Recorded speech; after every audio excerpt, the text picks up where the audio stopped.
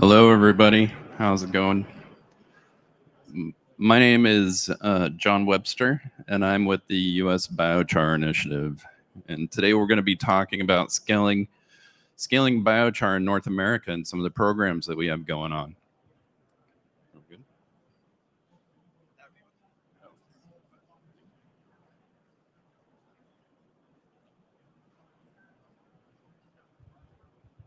So, real quick description about the US Biochar Initiative. We are a non-for-profit organization that promotes the sustainable production of and use of biochar through research, policy, technology, and implementation. So we have boots on the ground. We have activities all throughout North America. We participate in conferences, workshops. We do research. We produce fact sheets, YouTube content, outreach, technical advisory team demonstrations. We work closely with forest products. There's quite a bit that goes on. The topics that we're going to cover today. The big one is our markets. And then from there, we're going to go into a discussion on restoring the North American soils, tools for growth for growing biochar. And we're going to welcome you to join us in America in producing biochar. And then we're going to do a quick discussion on how to apply biochar in the field. So as we know, all these talks have been telling us about all the wins that biochar has. So fortunately, we do have many wins all across the spectrum: water holding capacity, nutrient distribution, biological substrate, increasing in soil carbon. Biochars in North America has many applications. So we have biochar, compost, composted biochar, animal bedding, litter, biochar-based fertilizers, biotic soil amendments, minerals, biologicals, granulated and liquid products for seeding, foliar sprays, micro nanocarbons, and nanofertilizers. We're finding a lot of extensive use for it in environmental remediation and erosion control, allowing the infiltration of water, reducing erosion. Water quality is being used extensively for stormwater filtration and water treatment functionality. We have a lot of diverse biochars that are being utilized for this purpose as well. Forestry. So the number one use for that is wildfire reduction strategies. So taking the hazardous fuels and getting rid of them and converting them into biochar in field with carbonizers. And then we're also helping with the revegetation and reclamation strategies around mines. And then, of course, we have the carbon markets, and those have been a significant driver inside the US. So what we'll do is we'll identify how biochars complement beneficial supplements in the US markets. So they're starting to show up in bags at the home improvement stores and garden centers. So here we have biochar that's been amended with various amendments and humates, and then also turf is a real big industry for us. So this just shows the growth of the market in the US. So because we're talking about significant amounts of money, it's showing up in the horticultural landscape and fertilizer products, bagged and pelletized. Whoops. We're even seeing it show up in the bulk resources. So most commonly, we find it's mixed with compost for a number of reasons, one of which is as a value add product and the fact that it's easier to handle. But that does go a long way to show the adoption. Turf management is a really big field, as well as tree health applications. So up in the top, we can see a topical spray, liquid-based biochar that's fortified, and it's a fantastic way to get the biochar in media and save water and enhance the nutrient distribution. You can see the difference on the root, above ground and below ground biomass, and then also forestry, urban forestry efforts. In the US are also following what Stockholm has already had well-established success with their structured soils. That also helps with stormwater management. So we're also seeing it in urban soil repair. So side of the roadways, we're able to implement it, reduce the need for water, increase the stabilization of the soils. We're also seeing it in green infrastructure. So stormwater management, we're mimicking natural systems, doing bioswales, incorporating biochar to extend the retention and use of the material and a longer duration benefit. We're also seeing it in green roofs. It prevents a lot of the runoff from the roofs because often in roofing there's interesting materials or elements that come in, and we can lock those up before they go into the stormwater system. There's an ever-expanding biochar market in materials for the built environment. So here we see a number of substrates. We see it incorporated into a wood-like material up in the top for building. We can see it in cinder blocks. Asphalt is showing a tremendous amount of promise with a number of companies looking at it. We have the use in cement, and then also in siding and other materials. There's interest in it for insulation. And from a government perspective, we have interest at the federal level, but it's going as far down as the states and cities. This Four Corners project is actually very interesting. It's 4 different cities in 4 different states in the middle of the United States. They put together a bunch of money to create a fund to reduce the embodied carbon in cement. So and biochar, they identified biochar as a key ingredient in doing that.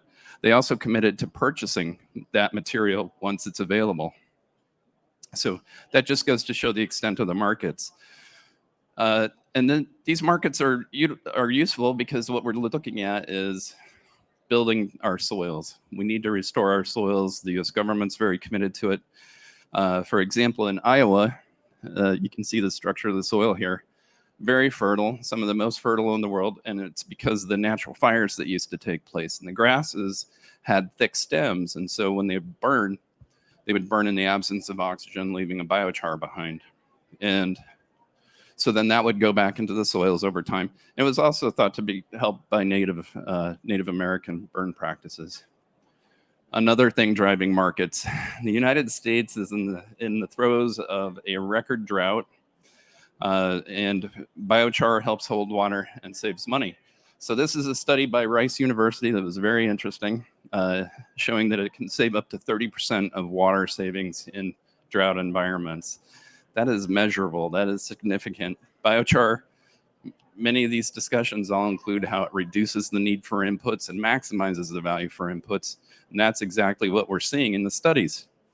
Lots of potential to save water. And if you're not pumping around heavy water, you're not spending money on fuel and contributing to greenhouse gases. And sandy soils show the most benefit. So biochar adoption, what are the barriers? You know, in this room, everybody knows about biochar, but in general, it's not always well received. So the barriers are the sourcing of biochar, looking for a consistent supply, lack of tools, lack of application practices. How do we apply it? What's the right amount? When do we apply it? What are we looking for? And then even though the wisdom is there, the producers and consultants are slow to adopt for a number of reasons, despite the ample documentation that we have. The good news is that this is all changing, all for the better. So you can see up here, we've got the with and the without biochar, many a sad face when they're not using biochar. So what we need to do is identify management goals on how to use biochar effectively. We find a product that meets the need, and then from there we find the rate that meets the need. So the biochar selection and application. Real quick, I do want to point out that this has the Biochar Atlas logo. We'll be talking about that in just a moment about the tools. So the biochar feedstocks, the origin, production conditions impact the physiochemical properties. So with tools, we can match biochar properties to the soil and crop needs. And the good news is we can use principles from nutrient management to inform the amendment strategy. So we understand the right source for the biochar, the right place to apply it, and the right rate at which to apply it. This is an important tool. This is the Pacific Northwest Biochar Atlas. It's intended to provide biochar education. It's a way that you can find a biochar that meets your needs. It has case studies and highlights producers of biochar, and it also allows you to compare biochar. Currently, it's available for the Pacific Northwest in the United States, but that is changing. They are now expanding. Thanks to a significant investment and funding from the NRCS, which is a department of the U.S. Department of Agriculture, we are now going to see this expanded to the entire United States. So USBI is working, that's our group. We're working closely with them, building webinars, doing direct outreach like this today, providing feedback and instructions. We're working with farmers. We're integrating with groups that work with farmers directly, improve the education, improve the understanding, all types of things that are going on with the government agencies. And so we'll have a larger tool set. This pairs nicely with another US government tool called the Web Soil Survey tool. So this you can combine with the Biochar Atlas, and it provides decision support tools to help the farmers put biochar in the right place. And how do we go back? So one of the things that this tool does is that it has a geographic, it uses data from the US Geological Society. So it'll show you the texture of the soil, it'll show you the components, the aggregates, and what it's compromised with. And again, that will help you make your decision, right biochar, right place, right application. So it's all about tools. US Biochar Initiative is also working on tools. One of our board members, his name is Josiah Hunt with Pacific Biochar. He's put together this spreadsheet over the last 10 years. Basically, it's a sanity check. So when you've made the decision to go ahead and put biochar into your soils, you want to make sure you're not going to make a mistake. What are some practical guidelines? This doesn't tell you how to do it, but it checks what you're doing and what you have in mind for your application. We are working on our new website right now, and this will be on there as a web tool. It'll be freely available. And then we want to invite you to join us in America. We have ample feedstocks, we have supportive policy, we have government funding for the purchase and installation of biochar by farmers. We have excellent equipment fabricators, and again, abundant feedstock. There's a big list of government programs right here. We have a lot of government programs, all with a lot of money behind them, and very progressive stances for helping farmers and repairing the environment. This is probably the one that you've heard the most about in recent days, the Inflation Reduction Act. Some of the things I want to point out to you are the fact that the money there, next to equip, CSP, and RCPP, that's B for billion.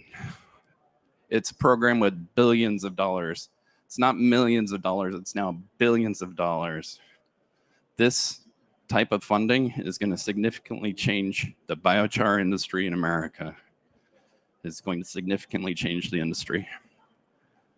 And it essentially, the NRCS is where we get our funding for these programs, and it effectively doubled their budget. They're going to have a very difficult time spending all that money in the 10 years they have to spend it.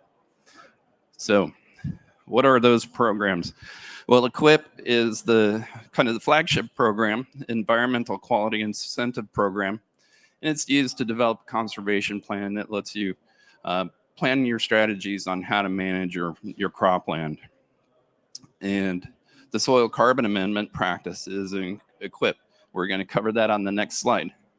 The conservation stewardship program, or CSP, that improves land that's already been treated for resource concerns and has an existing effort.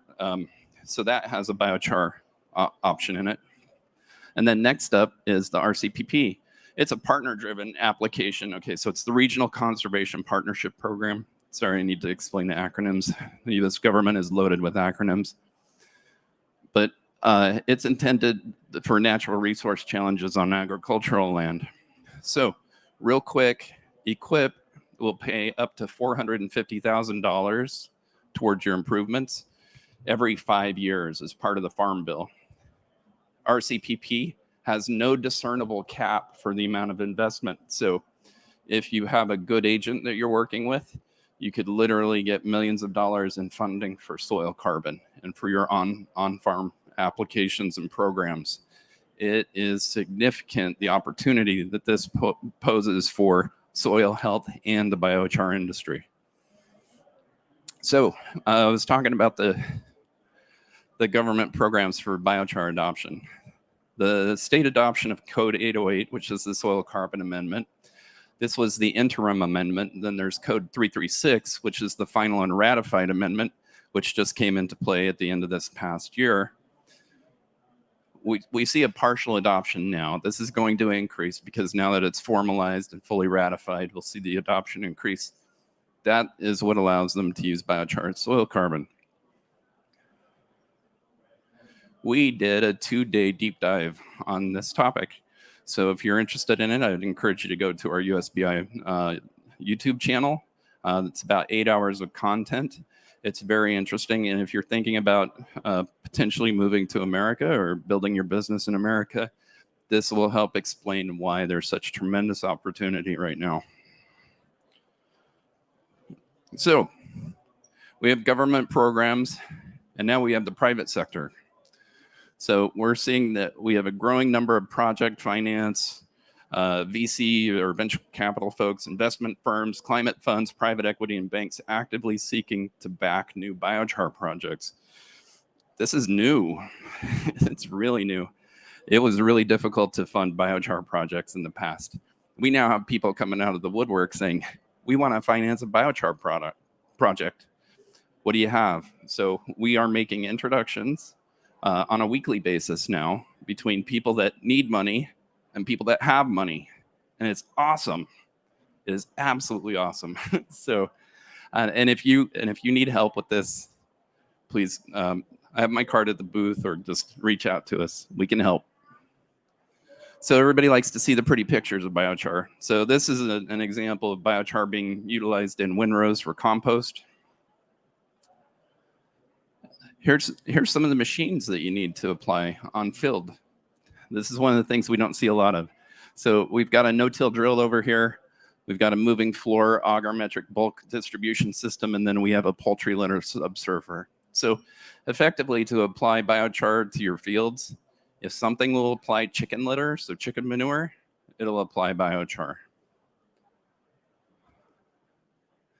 Here's an example in a vineyard. So going down the aisles with a manure compost spreader and disking it in. Later on, they'd installed some cover crops down the center of the rows. Field applications. So there's two types of field applications that we're going to show here. On the lower, you can see the broadcast types that fit with no-till. And then there's the slurry feed injection. And then up top is where you do an application and then you rip it into the soil profile. So you can see you get the dark soils in the trench. This is a beautiful shot, the fungal growth on the biochar enhanced soil. Biochar is just beautiful. And more we're seeing scenes like this on farms throughout the United States as people adopt biochar. They get it delivered and then they're mixing it on site with their manures or their other addendums and doing suitable. It's all about suitable for purpose, right? No such thing as the perfect biochar, only the perfect biochar for the application.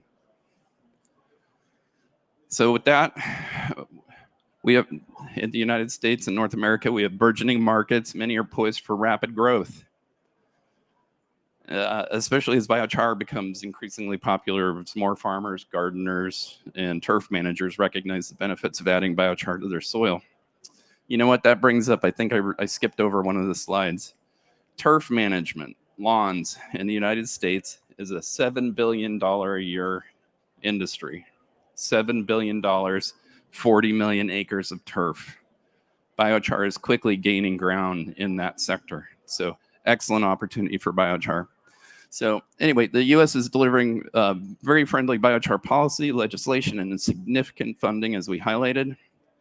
We have the fast approaching industrial applications, water filtration, pollution management, mining reclamation, oil well capping. As the potential for biochar continues to be realized, the market for this versatile material is sure to continue its growth. Please consider locating your new biochar endeavor in the United States. The U.S. Biochar Initiative is here to help you. Thank you. Oh yeah, so, and these are ways to connect with us. So we do have a very interesting user group right there, the biochar.groups.io. U.S. Biochar Initiative moderates this on behalf of the International Biochar Initiative. If you do sign up for it, please make sure that you go into your settings and don't let it flood your inbox. You can choose to have a digest, and then that way you get one email a day with all the information. That's the number one reason people opt out of the group. There's just so much activity. But please reach out.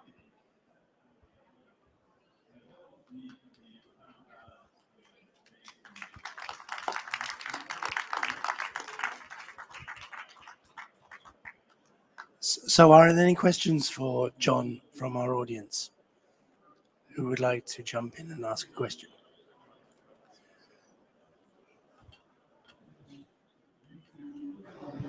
Hi there, John. Thank you very much for your presentation. I must admit, I don't know the full mechanics of the IRA in the US. We're looking mostly outside of the US from a financing perspective. But I really like the interplay clearly between biochar and soil carbon. One thing that's always come to mind is potential double counting in terms of incentives in place for either receiving some kind of revenue from the soil carbon or some kind of revenue from the biochar. Very relevant when it comes to carbon markets, specifically in certification and credit markets. I just wondered what your take was on that.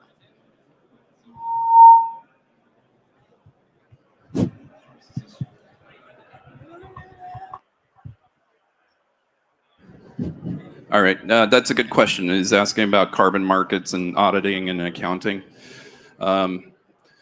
So effectively, when you do this with the government, it's very tightly regulated. So when you are applying for it, this is going to be one of the things that they're watching for. So because they don't want to effectively feel like they're paying twice. So you have to work and to get this funding, there's a fair amount of paperwork, right? But it's compared to, paying the actual cash out of pocket compared to just doing the paperwork. This is a real easy decision. But yes, they're very aware of that, and they will do their best to prevent the double accounting. I'm sure while the program is new, we will run into some problems. We always see that happen, but then the industry will mature and it'll self-select and calm that concern. Any other questions?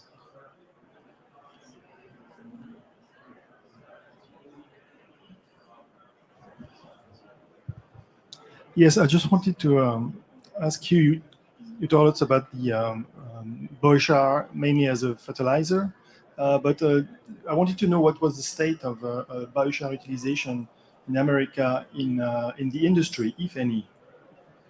In the biochar, in the fertilizer industry or in materials? Materials, any industry. That is all quickly growing. We have a number of folks. Cement and asphalt are a couple of the ones that are looking the largest, to have the largest promise. Insulation, drywall, siding, plastics integration. This is all stuff that's underway, that the research is underway, and we expect to see it adopted in short order. And so short order and biochar, long timelines, right? So within the next couple of years. So I expect that we'll see some pretty significant announcements this year, frankly.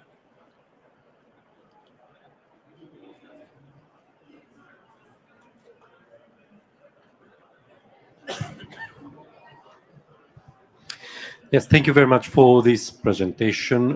One question about the soil amendment, biochar as soil amendment. Have you done any, have you conducted any feasibility studies in specific cultures? And are you including also the carbon credit into your study, or is it something separate? We treat the carbon credits as separate, because that's dependent on how it's being produced, who's producing it, and who is going to claim the credits. In some cases, it'll be the producer. In other cases, it might be the farmer negotiates to get the credits by doing bulk purchase. In terms of on the studies that you're asking about, is that related to growth studies for the biomass, for the crops? Mainly economically, because Oh. we have seen a lot of amendments in the agriculture sector, proposing different specific surface advantages. Regarding the price proposed to agriculturists, Yeah. to farmers, and the benefits of it, have you run any studies? There are some studies on it. I don't have that data right now. I will tell you, though, that the way that the soil carbon amendment bill is working, it pays $170 per cubic yard, which is similar to a cubic meter so 170 per pays for the biochar, and then it pays for the installation of the biochar. So it's a big deal. So it's almost, and the average price of the biochar in the United States ranges anywhere from about $60 per cubic yard to $350 per cubic yard. It all depends on where you are. It depends on the feedstock, the residence time. Again, suitability for purpose, right? We're talking about materials for your growth strategies. But yes, this shows how committed the U.S. is to building soil carbon, because they're effectively making this either no risk or low risk option for the farmers. Thank you.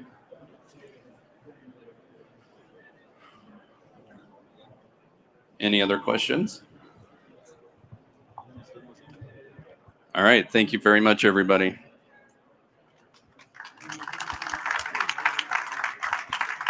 Thank you.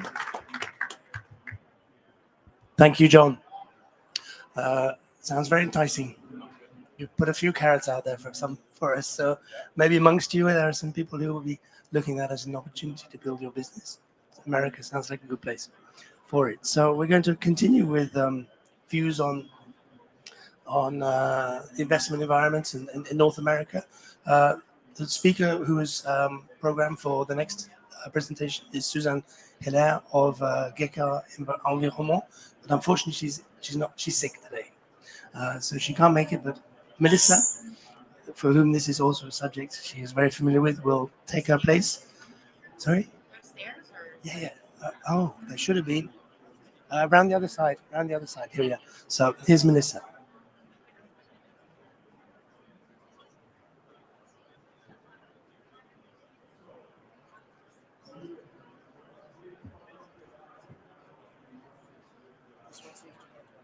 Yes. Okay, so I know you all came to see Suzanne. Bonjour, But alors you je just sais que get vous me. êtes tous venus pour voir Suzanne, She's alors désolé. resting and, trying to feel a little better. So I didn't build this deck, okay? I looked at it about 30 minutes ago. I think I know what it talks about, and I think I know a lot of answers, okay?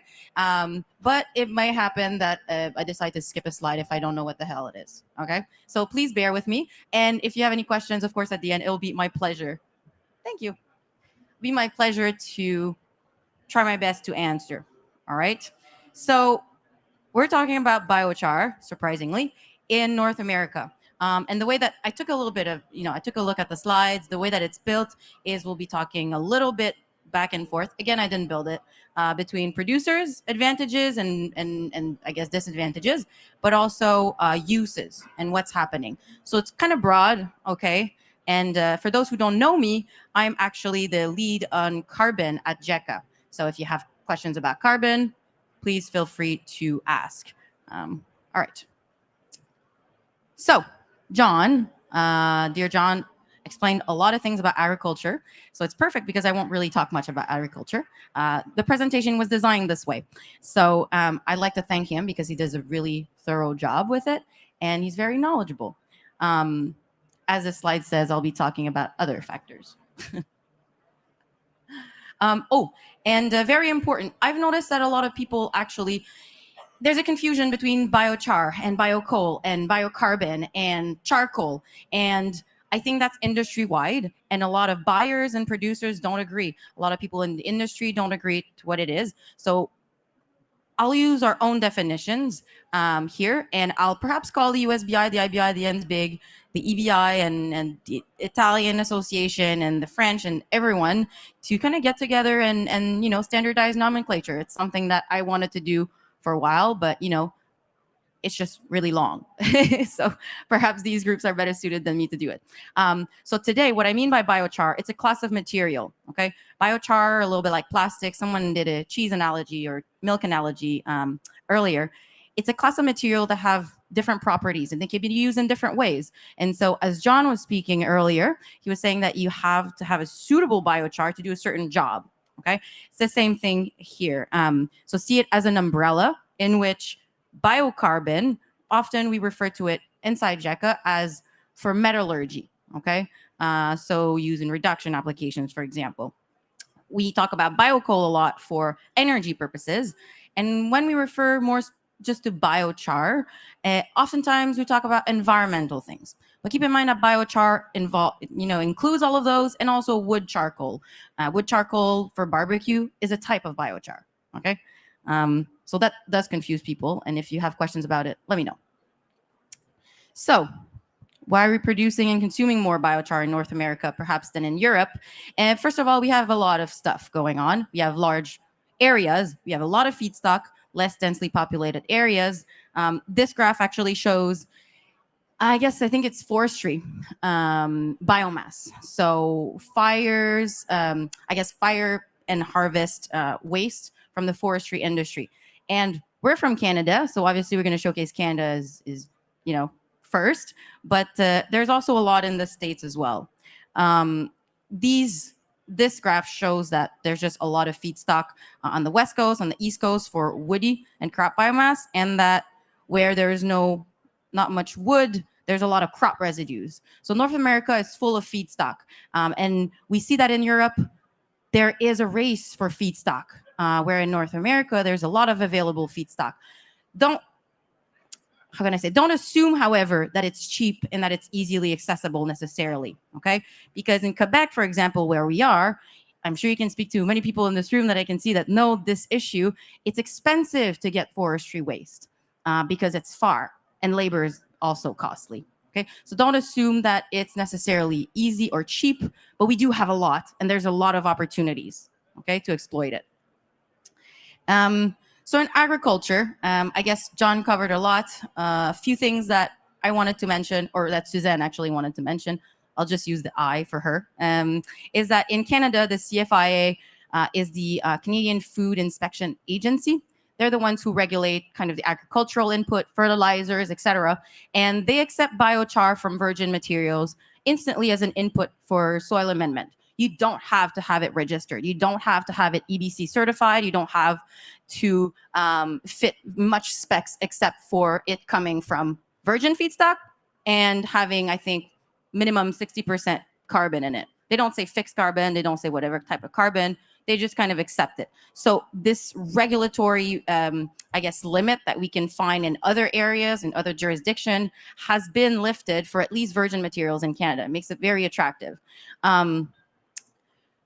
Then there's a lot of opportunities in organic production. I think that John covered plenty of it. In horticulture, there is a lot of interest from large horticultural companies to replace peat, to replace perlite, to replace vermiculite, because it's imported material. It's energy intensive to produce oftentimes, or for peat, for example, it's depleting, and it's practically impossible to open peat harvesting land. I don't even know how to call them. Tourbière in French. So, yeah. And they need to have alternatives. So even the large peat companies, they've known about biochar for 10 years. They have whole labs that have been testing biochar for 10 years, and they know what it does, and they're slowly integrating it in their products. So it's really happening, but it's happening behind closed doors, okay?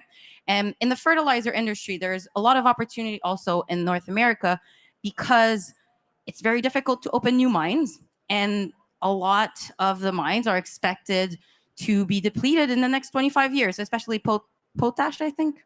I don't know how to pronounce it, but potassium, phosphorus, and fertilizer is really difficult to open new mines, and their fertilizer companies are looking for alternatives to their, I guess, currently core business, because otherwise they're going to run out of business. So biochar is one of those things that can be used, and it's part of why it's gaining a lot of traction in North America. I'd like to think that everyone in this room is familiar with climate change, and you guys may be in this space for climate change. It's driving a lot of what's happening in the biochar market today. I was here last year, and there was less pavilion than this. You can blame COVID partly for it, but you could also say that there is the words that's going around that, you know, carbon is really driving the biochar market, and it is. To some large extent, it is. It's attracting a lot of investment. It's attracting a lot of visibility, right? And with it, I mean, it just is pulling the market up.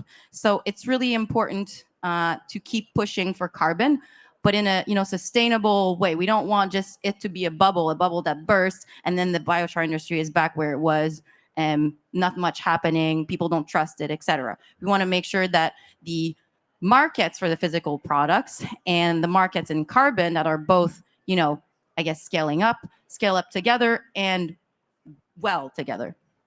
All right. And so carbon credits. So I said I was lead of carbon. So I don't want to get too much into detail because that's not the point of the presentation. But generally, it's driving a lot of projects. We're seeing projects, okay, that are only relying on carbon credits for revenues. In the past, you had to rely on biochar and maybe other co-products. You had to rely on energy generation or power generation. Some people make oil, some people make wood vinegar. And now you can also rely on carbon credits. Especially, now this is a talk about North America, but you'll see that also worldwide. Some projects in, say, I don't know, Southeast Asia or Africa or South America are relying entirely on carbon credits to drive biochar projects. So it is really interesting to consider in business models. And some people here didn't even hear about carbon credits, you know, a few months ago, and they're building a biochar project. Surprise! They're really surprised, happily surprised to see that biochar carbon credit is a thing when they're building the project. And so, what do I want to say about this? Oftentimes, as John said, it is the producer that actually gets the biochar carbon credit, but sometimes there are deals with other companies, partners, for example, who get the carbon credits because they've invested in it, or the users of the biochar themselves. Because it's an industry that's still very young, there's so much flexibility. There's no standard contract, right? You can be very creative. You can build funky partnerships, and it works for some people. It provides a lot of flexibility and space for creativity.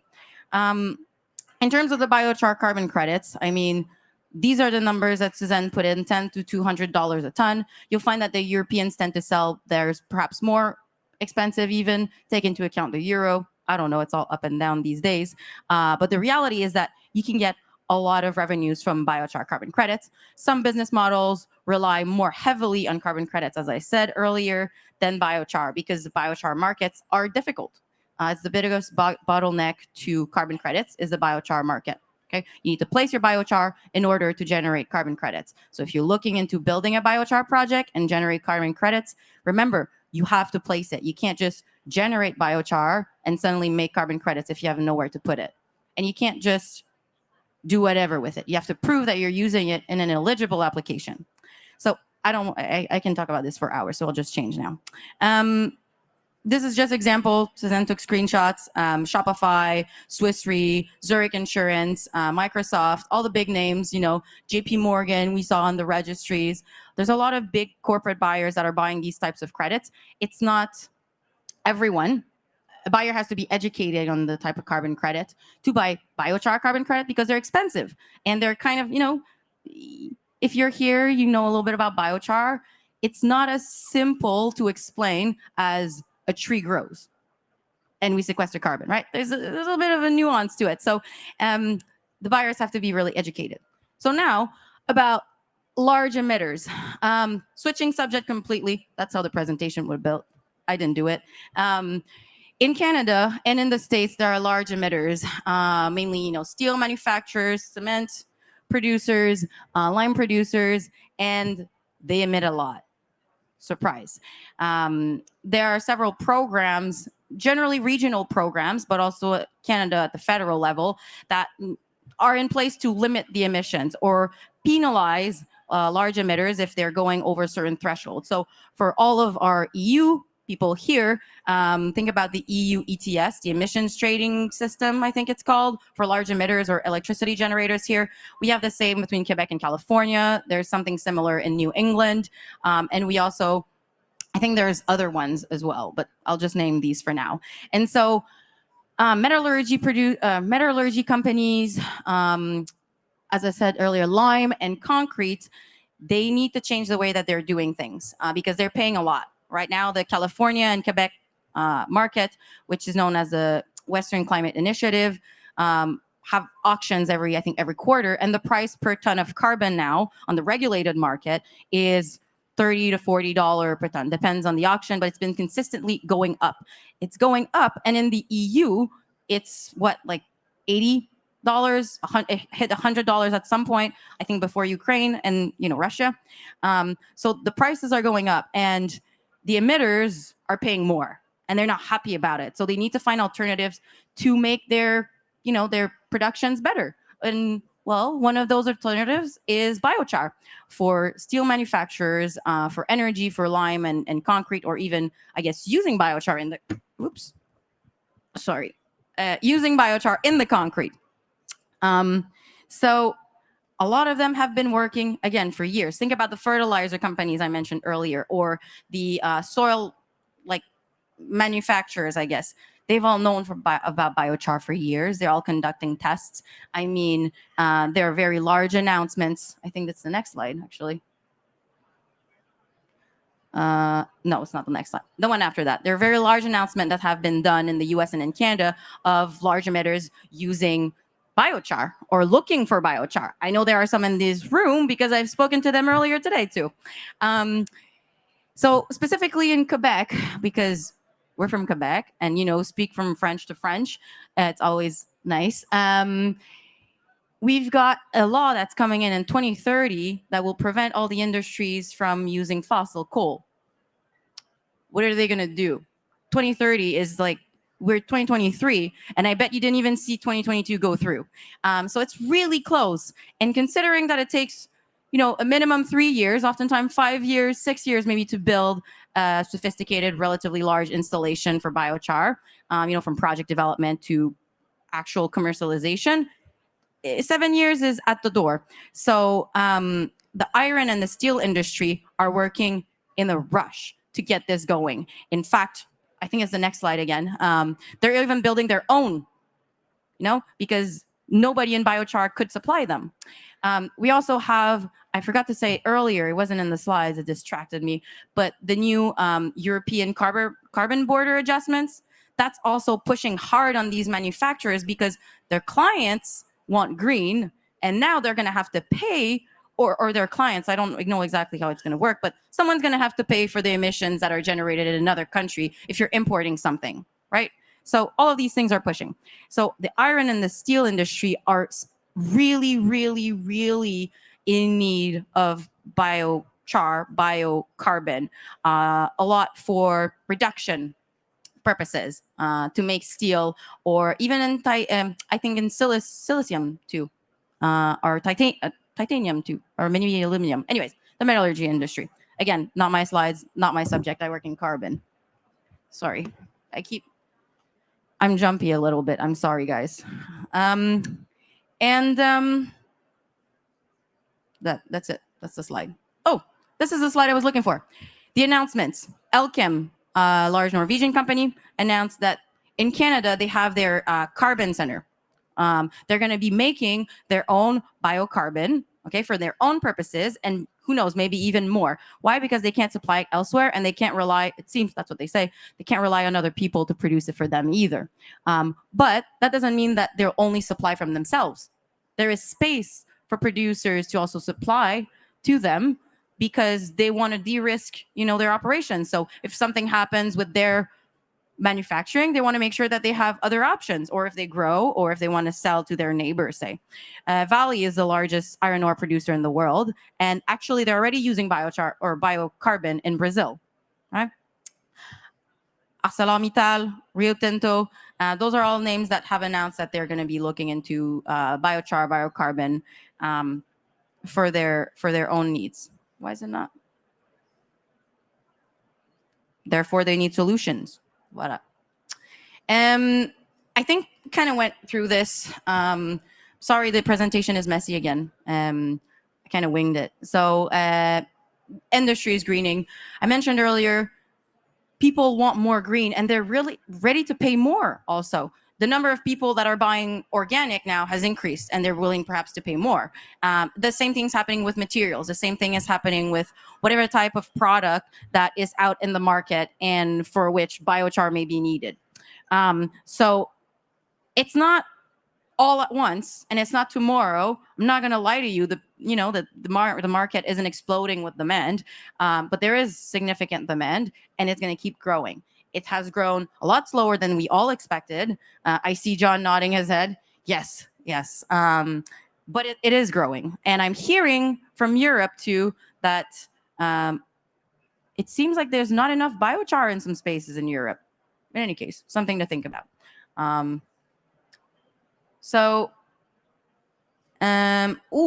This one is a good one. What's happening also in North America? This slide may be a little bit confusing, but I'll tell you, just have to listen. There's a lot of biofuel production that's happening, and that's being built, and that's coming in. And a lot of them actually will produce some type of char as a co-product. A lot of it, okay? People that are using pyrolysis, thermolysis, whatever type of thermal processing system are also going to be generating, in many cases, if they're using biomass, a lot of biochar. It's going to be low quality biochar, okay? It's going to be cheap biochar, and it's going to come in the market, and it's going to flood the market. But that has market, Some people may say, oh, perfect for cement, right? For those who are just burning coal. Maybe. So don't be scared about it. See it as an opportunity for the industry to grow, but it is coming. And in the future, that type of biochar or char, whatever you want to call it, is probably going to be traded like commodity. Right now, biochar is not traded like commodity because what we talked about earlier, right? The umbrella, they all have different characteristics. They all have different usage. For large volumes, low quality, it's going to be traded like commodity. So I said that earlier. Yeah. In North America, I'm not trying to attract all of you guys in North America, but I know that some people are looking at North America, Canada, the US. I didn't really talk about Mexico. I'm not so familiar, and I don't want to put slides into it. But there's a lot of feedstock. There's a lot of opportunities. The feedstock is often cheaper than it is in Europe, but don't underestimate it. It can still be expensive. So if there are interests of developing in North America, there are opportunities. In Canada, we have really important financial incentives. We have a lot of grants that are going on. Some of the projects get funded 50% by the government for your CapEx. It's huge, right? And we have low energy cost. Carbon penalties. It's not carbon credit penalties. It's carbon penalties with the regulated system that we talked about. And also we have favorable laws and regulations coming into play. For example, the NRCS 336. So that's it. I think that's Suzanne. That's her email. She's the expert. Well, she's a CEO and also the expert in terms of biochar. Feel free to ask any questions that you may have, whether it's the feedstock, the biochar, the process, especially the carbon. Yeah. Like you earlier, you asked a good question about the carbon. So thank you.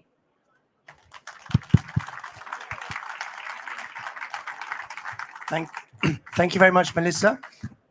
I think we'd all agree that to be to have not prepared the deck, to have a short period of time to step in the breach and to make a presentation like that with clarity and authority. You did a great job. Thank you very much. Thank you. For being prepared to doing that and for delivering it so well. Do I stay? Do I get They questions? all agree with me. Perfect. Well done. So how about some questions? There's one straight away. Yes. Hey, So- Melissa. Thank you very much. Great presentation. So you talked about nomenclature at the start of the presentation, and so we're on the same. But you seem to be using biochar in this presentation in a very different. You're basically, it's a fuel that you're talking about, but you're calling it biochar. So I suppose, I mean, the logical question is, why aren't these steel companies and whatever just putting wood pellets into their plants? Why are they bothering with the intermediate? I guess it's because of the densification and easier transport of, but really you're talking about something very different to what we've been talking about the rest of the day, which is something more like an industrial commodity, which is charcoal. It's not biochar, it's just charcoal or torrefaction, right? Charcoal is a type of biochar, huh? Yeah, Talk but- about it. but you're burning it in these processes, right? You're not using it as a soil amendment or putting it into concrete. And I understand why, and I understand that it's green, but I suppose the fundamental question is, why isn't Vale and all these other companies, why aren't they just looking at wood pellets rather than, why are they bothering with this intermediate step? So earlier I mentioned how biocarbon is used in metallurgy. The cement uses, say, biocoal for burning, for energy. The steel and the metallurgy industry, what they're trying to replace is fossil coal, but it's not necessarily for burning, for reduction purposes. It's chemistry. And they can't do that. They need the carbon. They need the stable carbon. So it's a matter of properties and of chemistry. They need the biochar or the biocarbon to have certain properties so that they can replace anthracite. That's a lot of where it's coming from. But there's a plethora of application in metallurgy depending on the type of thing you're doing. I guess, say steel or titanium, but also the type of ovens that they have. Each unique site have their own types of oven, and they use coal in different ways, different grades of coal, different types of coal, and even two sites that may have very similar ovens may have very different recipes. Okay, so it's not just for burning, but you're right. The carbon, although it's not necessarily entirely emitted, right now we can't claim carbon credits for it. But it probably is going to come. Why? Because if the large companies are looking into it, they also know that carbon credits is a thing and that it's a revenue. So they're going to want to get their hold of them. Sorry?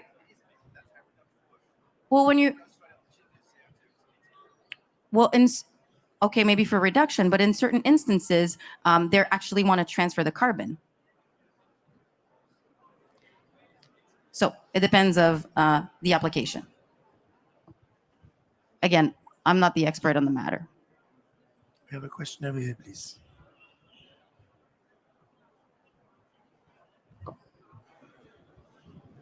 It's actually a brief comment, if I may. I'm David Wayne from the IBI. Early on, you presented suggestions as to how the different words should be used. You deviated a little bit from that further into your talk. I did. But I really thought that first statement was important, and we should stick with it. And we should use biochar in a precise way, and we should call metallurgical carbon metallurgical charcoal or something else. I know that people in this community and technical communities can keep these different uses and different impacts in mind, but we have to communicate outside the technical community as well. And we really, at our peril, mix up words. Let's keep biochar for particular types of use, talk about metallurgical carbon, talk about biocoal if it's a substitute for fuel. In English, this is possible. I had a fascinating conversation with one of our Finnish colleagues who said that in Finnish, it's very difficult to make these linguistic distinctions because there's only one translation. But insofar as the conversation is in English, I liked what you said on the slide at the start and would encourage us to stay that way. Thank you, David. And you're right. I did derive from it. I mean, there's a little bit of maybe a little bit of nervousness, also maybe a little bit of confusion on my part. The reality is that instead of calling this whole thing biochar, then we need to find a new name. If biochar is for environment and biocarbons for metallurgy and biocoals for energy, those are linked to the usage.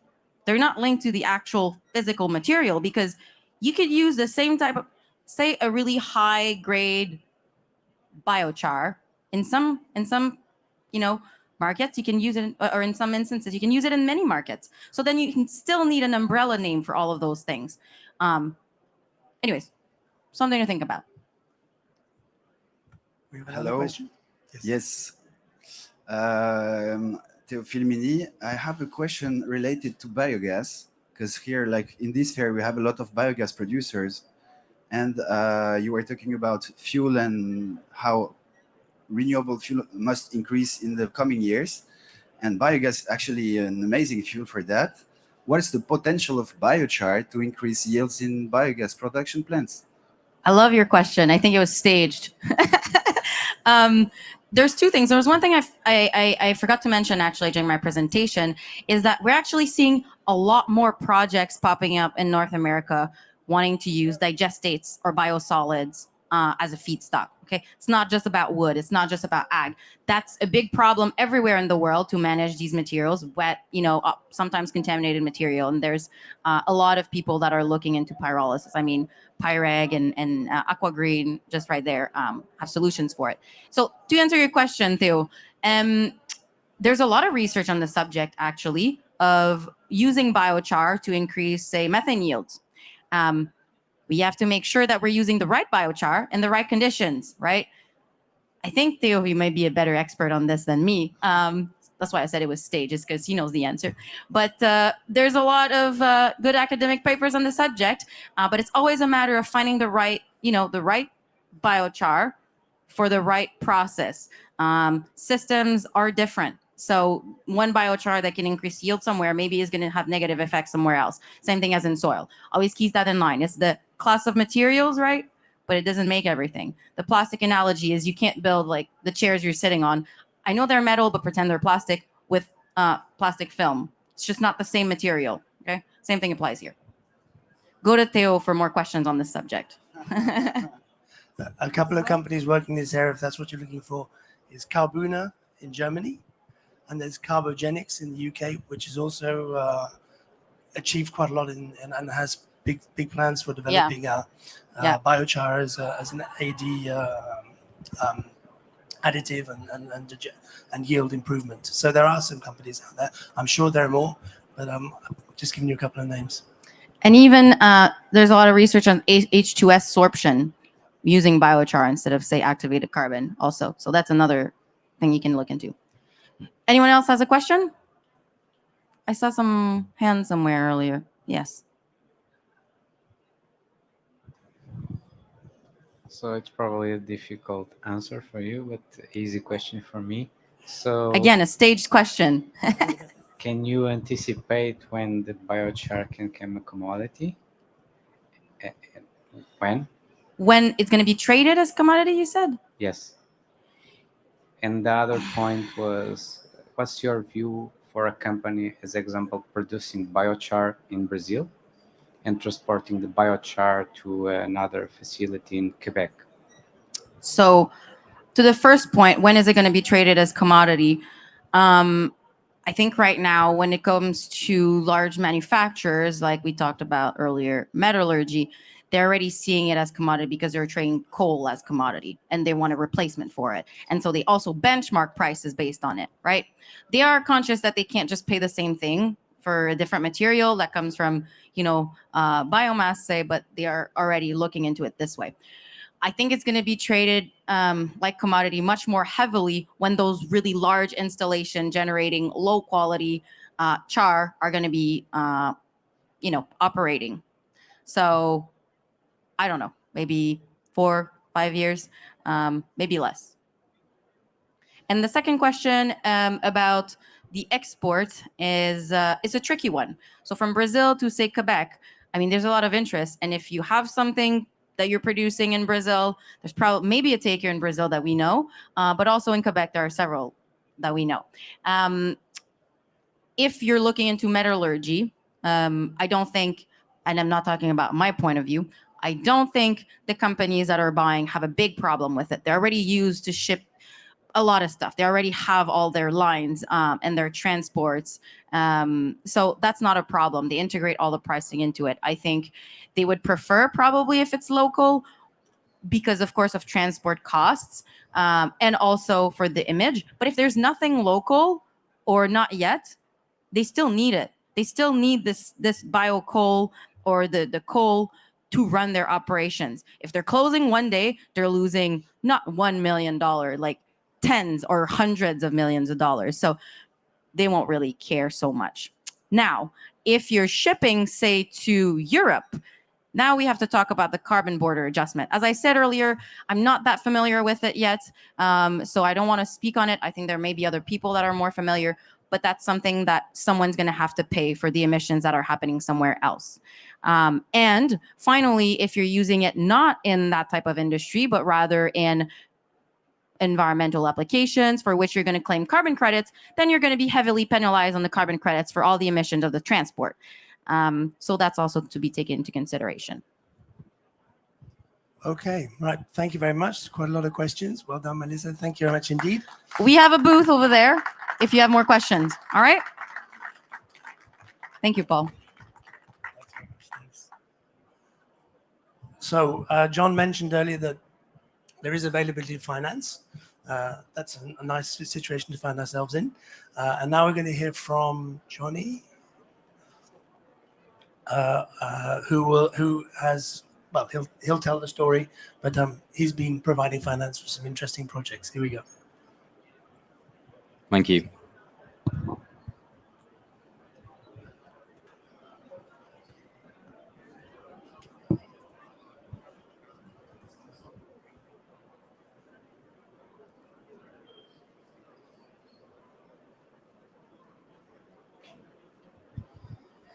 Hi there.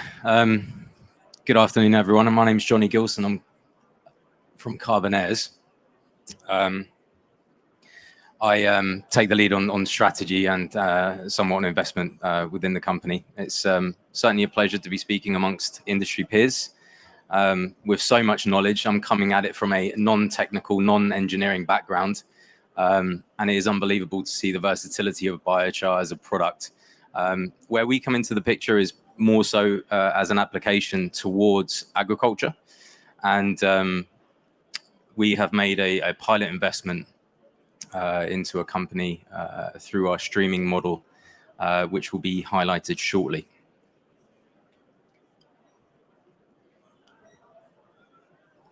I haven't used this thing before. The green one.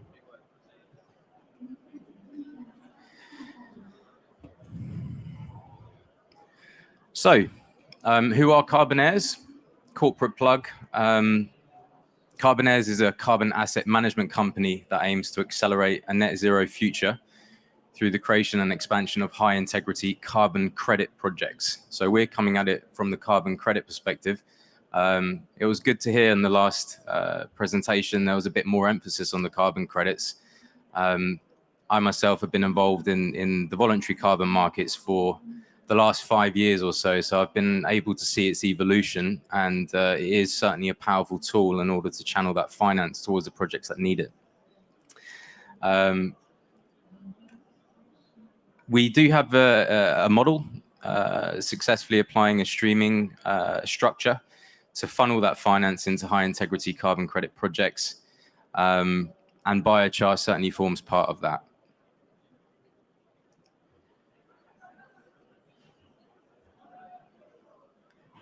So again, our skill set very much is in the knowledge and in the people that are behind the company, and naturally the capital that comes with that. So I'm just going to have a chance to do a little bit of marketing here. Very proud to be part of this team. We're a new company, well funded, although going through fundraising activities at the moment. At the top there, we have our founding partners. Erdem, who's ex-Google Facebook. Razios Turkman is a ex-CEO of Lian Feng, which is a Hong Kong-based conglomerate. Martin Porter, ex-CEO of HSBC in Monaco. And Michael Spenley, who is an ex-executive chair of the UN Global Compact in the UK. I myself come from a renewable power and renewable gas background, so I do have an understanding of the overall holistic nature of these markets. And then the rest of my very esteemed colleagues. Last but not least, of course, our advisory board members.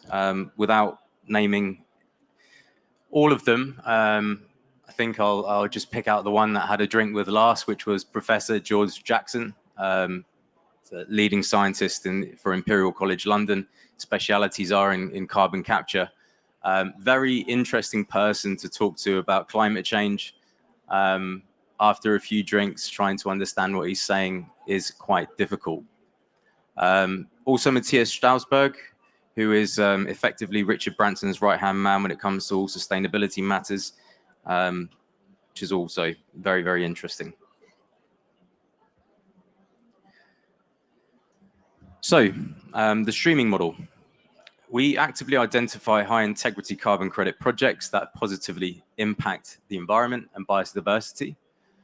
We make upfront and ongoing payments to purchase a proportion of the credit stream.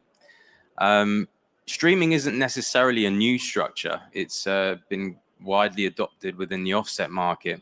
But specifically in biochar, we feel like we're one of the first and certainly one of the first wanting to do it at scale.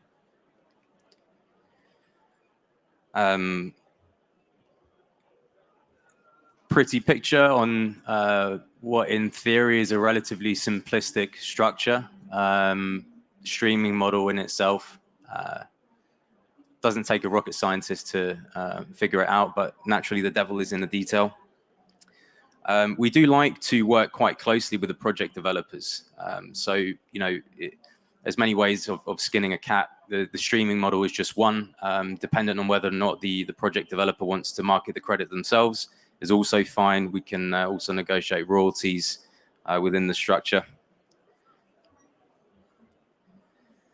Benefits of the streaming model, again, just name a few of the obvious ones. It delivers upfront capital and capital installments for the life of the project. So we'll naturally be there to fund the CapEx and ongoing OpEx as well. And we like to keep our interests aligned. So we don't initially look for 100% of the stream. We would like to keep a proportion of that for the project owner, so that there are incentives in place for both parties to maximize values.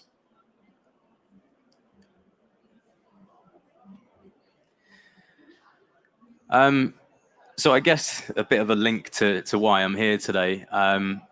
Husk.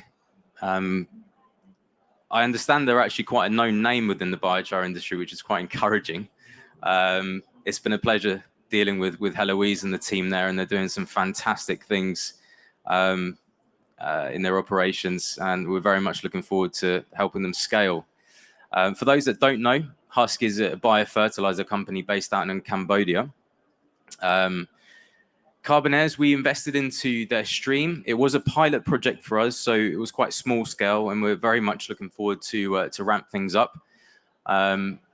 It was good for us. It was a proof of concept, so we did have a streaming model in place. So we've taken custody or royalty stream of the credits throughout the 10 years of the project. It does say corks there, but we're under the EBC C-Sync standard. And we're actually looking across the different types of standards out there to see whether or not we can look into Puro, for example, and indeed Carbon Future. Very good project, and looking forward to going over there and seeing it in person. Yeah, husk in the name. The feedstock is the rice husk. Abundant amount of feedstock from a central source, from where all the artisanal farmers go and hand in their feedstocks, their waste.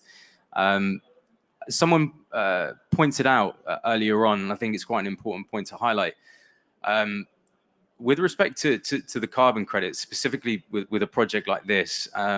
What's great is that the carbon credits are offering an opportunity for reducing the cost of that biochar. So those farmers that are very clearly from lower income backgrounds, it is just a fantastic story, and that is certainly something that we're keen to have conversations with interested project developers. That kind of story fits in very well with our values.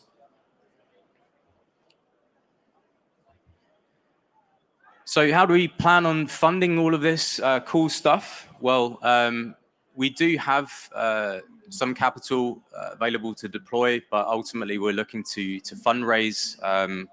We're in relatively good discussions at the moment. We're aiming for between 100 and 250 million in the next 6 months. Hopefully aim it's a bit closer than that, ideally within the next 4 or 5.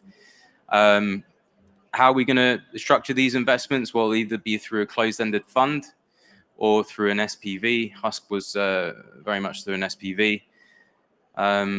Excitingly, we are looking to receive VCM designation with the London Stock Exchange. So this is a new designation that they are structuring, and it's a way of them being able to scale the market.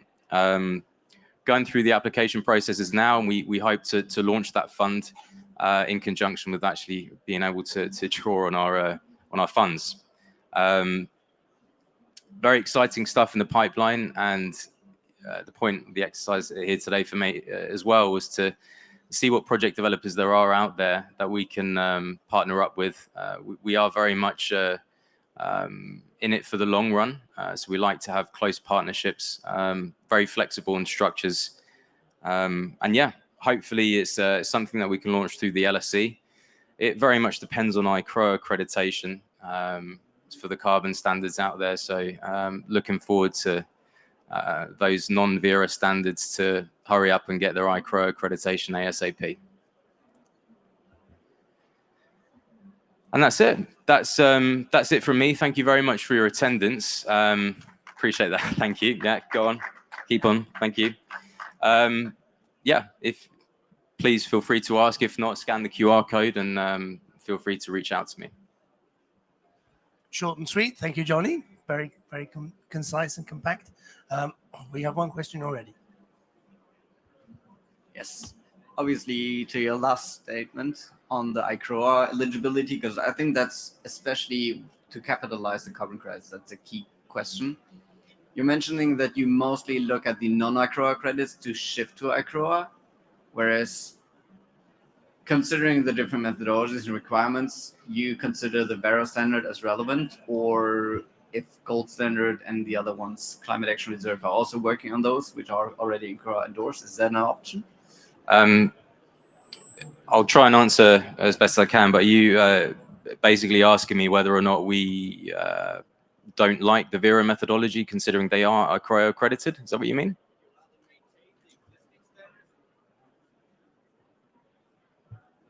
Rather maintain the existing certification and hope they would shift to ICROA, or would you rather shift the standard certification towards an ICROA one? Yeah, good question. I mean, the LSE, for example, they require ICROA accreditation. That's one of their stipulations to be able to base an investment through a carbon standard. I don't know, then it devil's in the detail again, right? So with respect to Vera, you know, we've got a team of people looking at the methodologies themselves. But I understand with Vera, for example, they don't actually need to know what the post-factory gate use is for the biochar. Is that correct? Yeah, they do. Okay, that's a good one then. I need to look into that. But yeah, ICROA accreditation is important.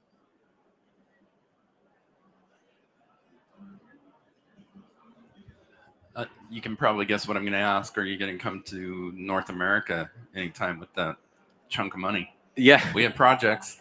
Yeah, I'm in the North America slot, and ironically, I'm not really focused on North America, but it definitely sounds interesting. And it goes to show that I probably need to be a little bit more open-minded. Very interested to learn more about North America for sure. So I'll swing by. Okay, connection made. Anybody else would like to ask a question? No one? No one? Okay. I'm losing my voice, you can tell. Thank you, Johnny, very much.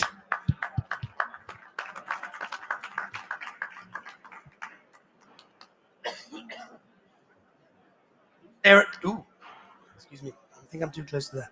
Do stay around a little bit longer. So throughout the course of the 2 days, we've covered a lot of ground on biochar, underground, overground. And we've had a view of a range of applications other than agriculture. And some of the ones that the industry and the sector as a whole hope will really scale biochar in construction, asphalt, and others, of course. But we're going to look at take another angle at another new, more from I think it's more at the research stage. We're going to find out. Maybe it's further down the line than I was thinking. But we have some two interesting perspectives now on biochar in energy storage.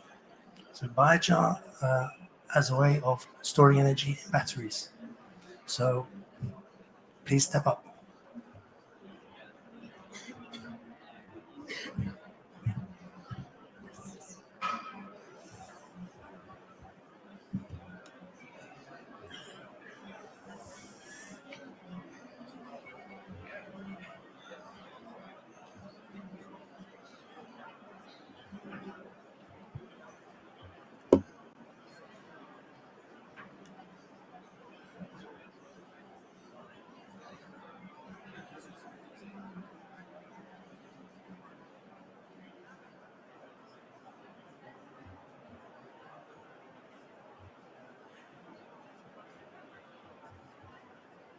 Well, good afternoon, everybody, in the meantime.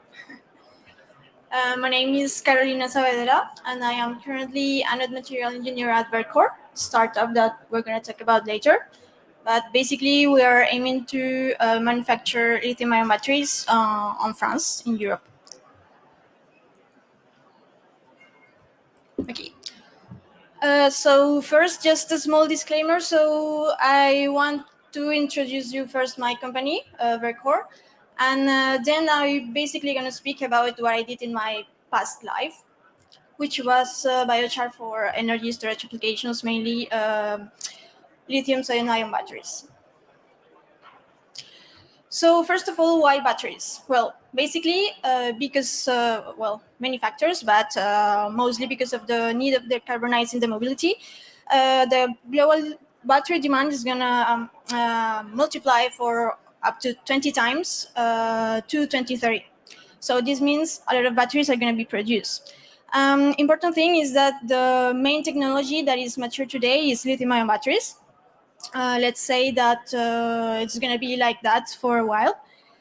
And from this, around 95% of the batteries that are going to be produced are going to be for electrical vehicle application. So it's not only a lot of batteries, it's very big batteries. So this means a lot of raw materials to be used. So at Verkor, as I was telling you before, we are aiming to produce and to promote the lithium-ion battery manufacturing in Europe. So the industry in Europe, and mainly in France. We are located, our innovation center is located at Grenoble in the Alps. And of course, we are aiming to build a whole ecosystem. So by training new talents in the field, because it's a sort of new field in Europe, and approaching the different actors in the sector. Of course, we want to control the traceability of our products by implementing the battery passport. And most important, we want to produce low carbon batteries. And this we're gonna do it by working on the process, the digitalization, the energy, and the raw materials point of view. And finally, of course, we're aiming to recycle whatever scrap we will produce from our process. So, just a quick introduction. So, how does a battery work? We have different components for it to work, to store energy. So important, batteries store energy; they don't produce energy. So we will need a positive electrode material here that will provide lithium or sodium ions, and we need also a negative electrode here that will store them. So when you charge your battery, when you are powering up, basically what you're doing is to transport the ions from the positive electrode to the negative electrode. And then when you're using your device, you're doing the opposite transfer. So when you're using you're driving your vehicle, or where you're using your phone, for example. So we're gonna need an electrolyte for allowing this transfer, and we also need a separator to avoid the electrons transfer through here, and they will go to the current through the current collectors to the external circuit. So today, for the positive electrode materials, we have different materials. We're not gonna enter into details, but let's say compounds of lithium, sodium, nickel, manganese, cobalt. Well, it depends on the chemistry, of course. But then for the negative electrode, we mainly have carbon, and for lithium ion battery, we have graphite. So as you might know, graphite it's an organized material, layered material, and is expected to have a very high demand. Graphite is non-renewable. It is either extracted from mines or produced by synthetically from oil derivatives, and is not suitable for all the chemistries, for example, for sodium-ion batteries. So which alternatives do we have? Well, here is where it comes a material that is called hard carbon. So hard carbon, in contrast to graphite, is a disordered material that can also host lithium or sodium ions. So hard carbon has a very complex structure, which basically consists of small localized graphitic domains that are called turbostratic domains that are randomly distributed on the carbon matrix like this, creating very small porosity nanovoids. So the good thing is that hard carbon can be produced from biomass. So as we all know, biomass is renewable, non-toxic most of the times, and accessible. And basically, for example, if you take dry lignocellulosic biomass, such as agricultural residues or forestry residues, and you perform a high temperature pyrolysis above 1000 degrees, you will have your hard carbon and, of course, a volatile matter stream that, as we saw these days, you can also valorize in many ways. So that is why I consider hard carbon a special type of biochar, a high temperature biochar. But, well, I apologize if it is not the right term after the discussions of these days. The thing is, and what I was interested on, is that, of course, biomass can present high variability, and the properties of this material are going to change a lot depending on the biomass precursor that we use to produce it. And this is very important because, of course, it will impact how the sodium or the lithium ions are going to be stored in these materials. In the batteries world, we don't like big tolerance on our properties, on our raw materials. So you can imagine that if we change the feedstock, the precursor, as I call it here, probably the battery manufacturer are not gonna accept this material. So it's very important to control the variability of our feedstock. So we were interested on this topic, and this is basically what I researched during my PhD studies. So if you want to have more details, you can go and check our publications. And what we did was a study with 25 different biomass samples from different types, like forestry, grass, and agricultural residues. We characterized them in terms of composition, and then we perform a two-stage pyrolysis. So first until 450 degrees, so the typical biochar, and then a high temperature pyrolysis at 1400 degrees to produce our hard carbon, our special structure. Finally, we perform a series of physicochemical and electrochemical characterizations to identify the properties of our material. Well, one of the main results that we observe, as you might probably know, is that the ash composition on these biomass precursors was very different. So, for example, for the woody precursors, we found that they were mainly composed of calcium compounds, followed by potassium. For grass precursors, they have, of course, the highest ash amount, but also the highest silicon content, as is expected, especially for rice husk. And for the residues group, we found that they were quite rich on potassium and sodium for the coconut husk. So then when we look at the composition of the produced hard carbons, of course, because of the high temperature, they were mainly composed of carbon, so above 90%. Actually, for woody hard carbons, it was near 96, 98% of carbon. So which is quite what we're looking for, high carbon purity. And also it was quite good for some of the residue derived hard carbons. However, for the grass hard carbons, you can see here that because of the volatility of the ash materials on the precursors, we have the highest non-carbon components on these materials. Then regarding the yield, well, we basically have something around 20% of yield for most of them. But we observe that some biomasses with high lignin content and high sodium content have quite good yields of around 30%. Well, this is just to show you one of the main correlations that we observe from the biomass composition into the hard carbon. So first, I have to say that in the battery application, we don't want to have high surface area. High surface area is bad because of well, some parallel reactions that might occur in this surface. So we look to have the lowest surface areas possible, and that's why also we pyrolyze at this high temperature. So here you can see that a higher surface area was found for materials with higher ash content, and this was also seemed to be correlated to the silicon content on these biomass precursors. Well, of course, because the grass hard carbons were the grass precursors were the ones with the higher variability. However, when we observe the structure and the morphology of these resulting materials, we found, of course, that we were producing silicon carbide because of the reduction of the silicon oxides and the carbon in this matrix.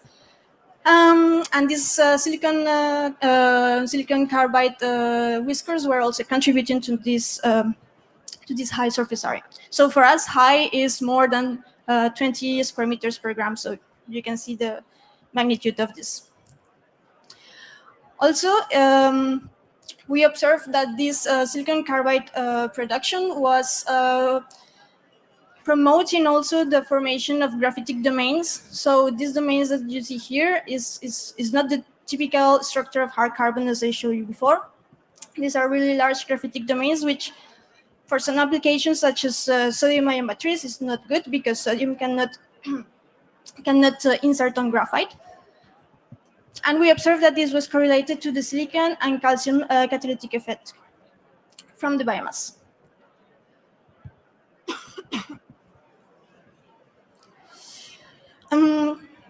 So now if we see how the biomass composition affects the actual capacity of the hard carbon to store sodium ions. So this is the specific case of sodium ion systems. So for lithium ion, I haven't looked at before. Basically, what we have to have in mind is that the oxidation or reversible capacity is sort of a quantification of how much of these ions I can store on my material. Which the higher the better, of course. So here you can see also that it seems that a higher ash content in my biomass precursor will decrease this storage capacity. But however, here for low ash precursors, there is no clear correlation. Of course, the higher the carbon content on the biomass, the higher the storage capacity. Basically because we are going to have a higher purity carbon and of course more active sites for this storage to happen. Then if you see here, you can see that again silicon content seems to be detrimental for this storage, of course, because it is the main component of ash in the grass hard carbons, and also because it is related to a higher surface area, which also the higher surface area, the lower the capacity. This is mainly because the silicon carbide that we produce is basically inert to the storage phenomena. And also we're going to produce this surface area that will promote other reactions such as the solid electrolyte interface formation that will irreversibly consume your ions, so will lower your storage capacity. So basically, what is important to have in mind is that the ash content in biomass is critical for the final performance of your hard carbon. So basically, because we will have a lower carbon purity, we will produce higher surface area hard carbons. There are going to be parasitic phases such as silicon carbide, and we could promote graphitic domains formation. And also, I didn't mention it here, but we also observed that some calcium or potassium-related compounds could lower the amount of defects on the material, which is also detrimental for the storage capacity. However, the good news is that low-ash hard carbons like woody biomasses and some agricultural residues presented quite good performances. Here I have to mention that we didn't do any pre-treatment to the biomass, just they were ground and they were paralyzed. So there is a huge potential from the 25 biomasses to be valorized into this application. And well, just to mention that we were quite expecting to identify the role of the macromolecular composition of the biomass in the final hard carbon properties, but either for the higher yield, we didn't observe any impact. But this should be further studied. And finally, just one word for the lithium-ion systems, because lithium-ion batteries are a big deal, and as I showed you before, they are developing very fast and very widely, especially in Europe. I think there's a huge potential to use this material on these systems. For example, because we all want to charge our batteries fast, right? If we have an electrical vehicle, we don't want to wait 1 hour or 1 hour and a half to be able to start again. So it will seem there are some studies that said that if you blend hard carbon with graphite, which is the typical material, you can boost this fast charge properties. The good thing is that, of course, this will be compatible with the existing manufacturing processes, which doesn't, let's say, it will be easier for the manufacturers to implement it. And also what I recently found, silicon oxides are also a material that is very researched on the lithium-ion battery industry, because it can enhance the capacity of the anode of the active material. And I recently read an article about some people producing silicon oxides, carbon composites from RIOS, actually. So this will mean that these biomasses with high ash content, mainly composed of silicon, could have a very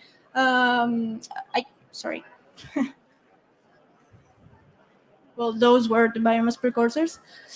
Yeah, so these very high ash content biomasses could have a very high-end application with the proper pre or post treatments.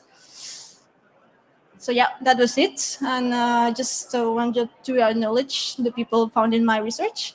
And yeah, if you have any question, please.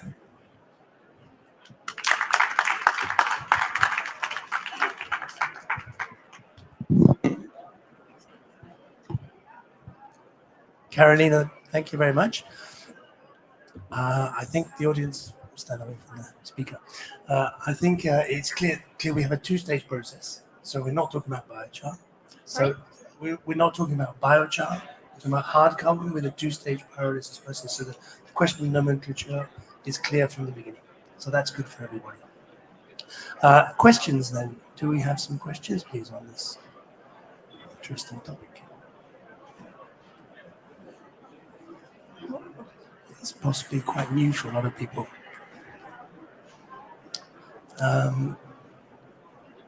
In terms of the, so you said it can be, we had the graphite is the classic way of lithium-ion battery today. Yeah. And the hard carbon can be blended with the graphite.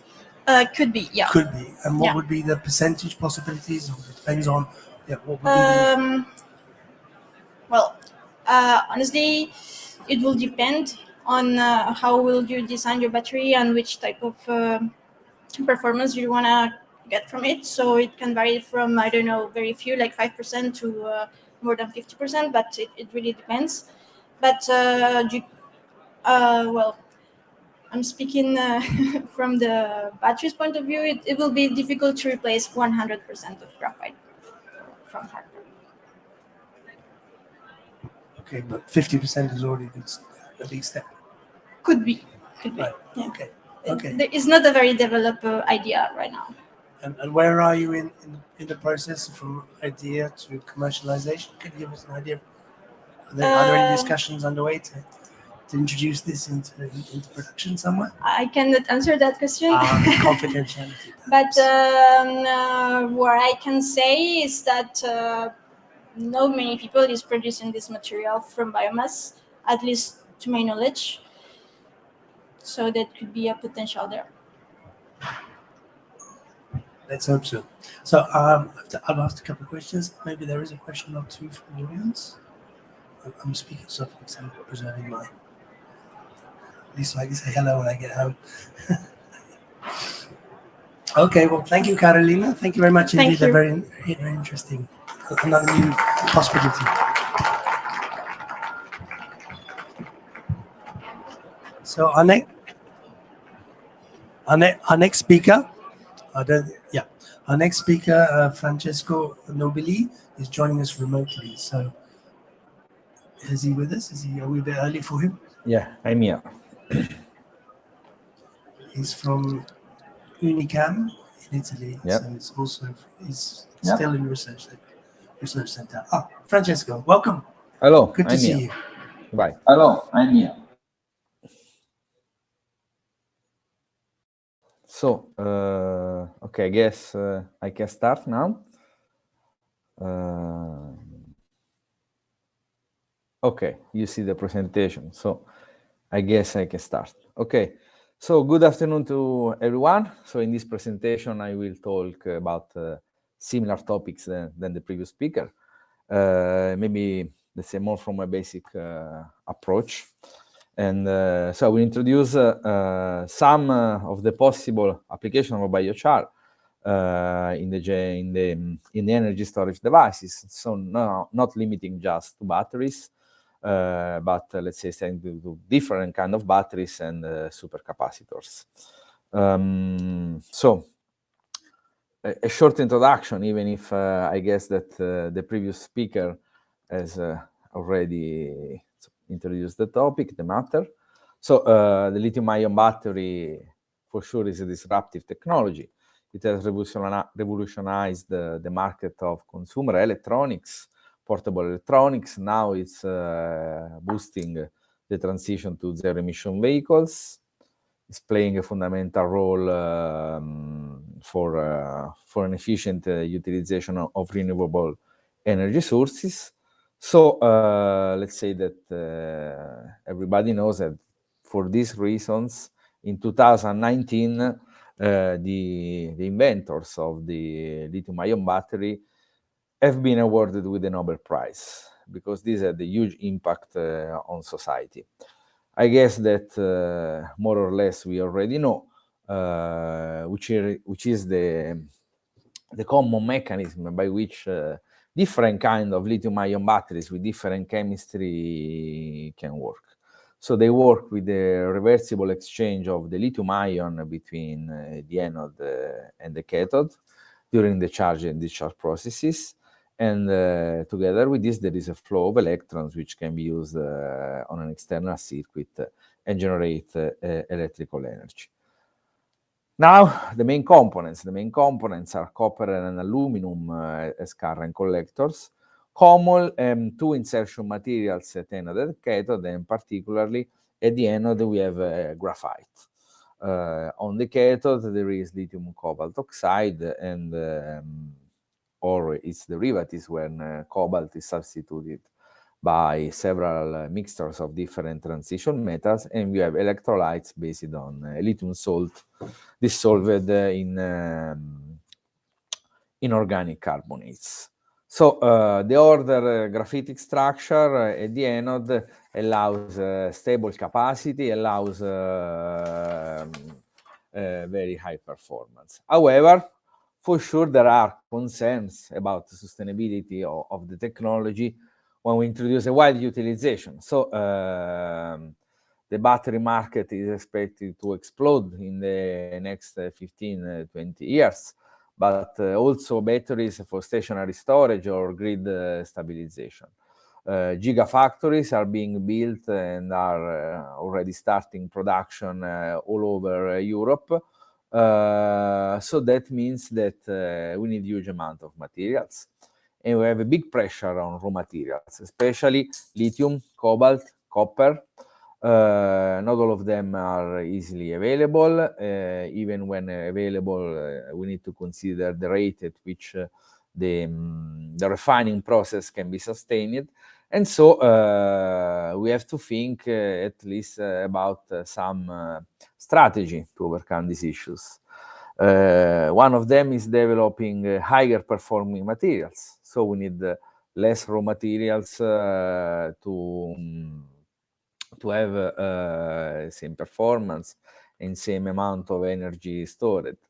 Then there is recycling and second life, which are industries themselves.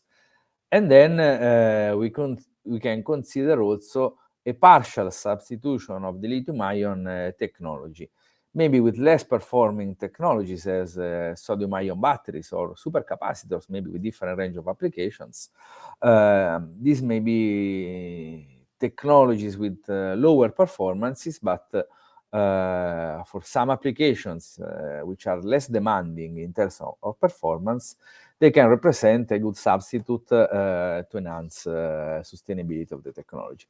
So now, if we look at the comparison of performances of lithium and ion batteries, immediately we understand that the sodium-ion batteries, due to the different atomic weight, the different operating potential, can give lower performances. However, the costs are much lower if we consider, for instance, sodium versus lithium. Sodium is available around 1,000 times more than lithium on Earth crust. And in addition, using sodium batteries can allow to avoid the use of the copper current collector at the anode, which is also another factor which increases costs and poses some concerns about sustainability of the technology. So for sure, the sodium-ion battery is a good substitute. However, when we talk about the active anode material, in the lithium-ion battery, the performances and the stability of performances are guaranteed by graphite, which can easily intercalate lithium ions between graphene planes. This is not the same for sodium-ion batteries because we cannot use graphite both for steric issues and because the sodium ion is too big to enter in the bulk of graphite. So just an edge intercalation is possible, but also thermodynamic issues because some sodium plating can occur at similar potentials, and this could allow some danger and some risks. So we need substitute carbonaceous materials, and as the previous speaker has already introduced, R-carbon is the best candidate, okay? So R-carbon is maybe a different name than biochar. We could discuss about it. Why R-carbon? Because it is a disordered structure with a high surface area, a large number of defects and edges available for some intercalation. So the sodium storage and the charge storage can occur by using both electrostatic interactions and bulk intercalation. This is confirmed by the common charge-discharge curves, and the main difference between R-carbon and soft carbon is the cross-linking between some of the graphene planes, this hinder restaking of carbon to graphite, and so let's say that the electrochemical performance can be maintained in a larger for a larger number of cycles.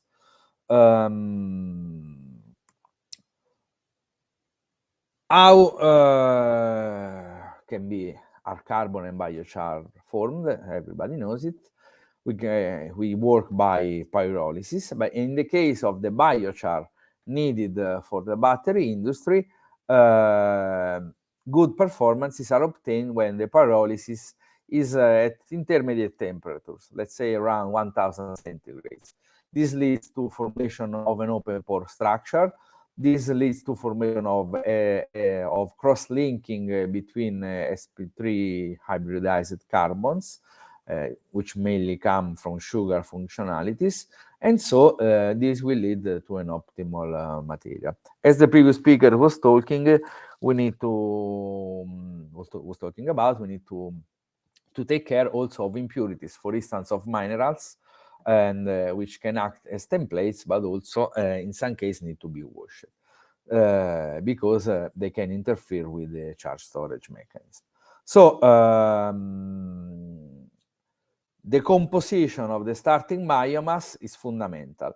And lignocellulosic biomass, so for instance, that derived from food waste or from forestry waste, this can be very useful. In our approach, we try to use waste.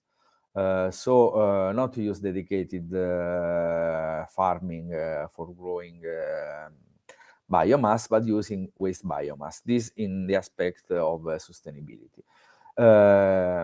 If we consider the main components, lignin, cellulose, and metal ions, we have already talked about metal ions, which can act as templating agents for the formation of carbon pores, but then need to be washed away because they are not good for battery performance.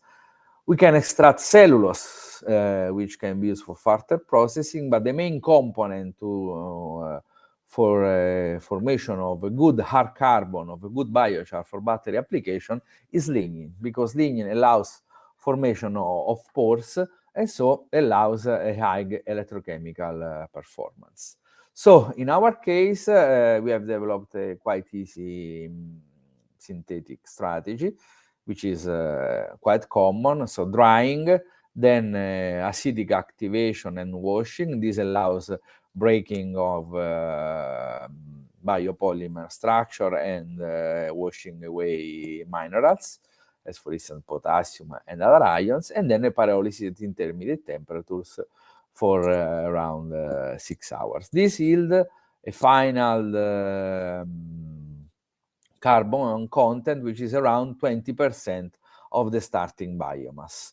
The properties can be characterized by Raman spectroscopy, X-ray diffraction, scanning electron microscopy, and the beta analysis, which can confirm the active areas. In our case, we got around 1,000 meters square per gram. So this is a standard procedure. So now let's see some applications, some of the examples that we have developed, starting from food waste or forestry waste, which are easily accessible because, in our opinion, an easy collection of the raw materials is fundamental if you want to guarantee sustainability to the process. So we started from coffee ground. Coffee ground waste has been estimated as around 50 million tons of spent coffee ground per year. This is an estimation of 2019, and we expect that now the amount is similar. Why coffee ground is good? Because it is, let's say, widely accessible. It has around 20% of lignin. This allows a formation of a good open pore structure, and we have used it as a starting material for both sodium-ion and lithium-ion batteries.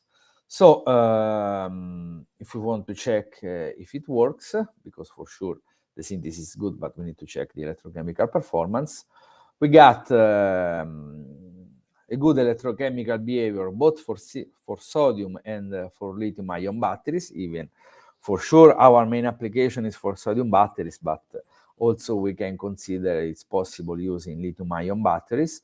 There is the irreversible capacity, which is an issue which maybe have to be solved with some presodiation or prelithiation strategies. This is given by the high surface area, but we tested with different commercial binders as PVDF, carboxymethyl cellulose, polyacrylic acid, or sodium alginate, and we have checked performances which are in line with those reported in literature. So we can say that this approach is successful, and actually coffee ground can be a good starting material to develop sustainable biochars and R-carbons for battery utilization. Another possible raw material is the corn cob waste.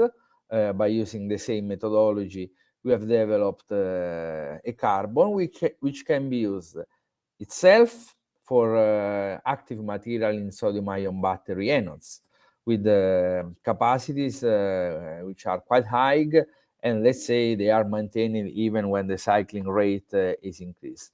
But we have also used this carbon as a buffer for silicon anodes. So with silicon carbon composite anodes, the carbon can act as a buffer for the reversible volume expansions and contractions due to lithium silicon alloying.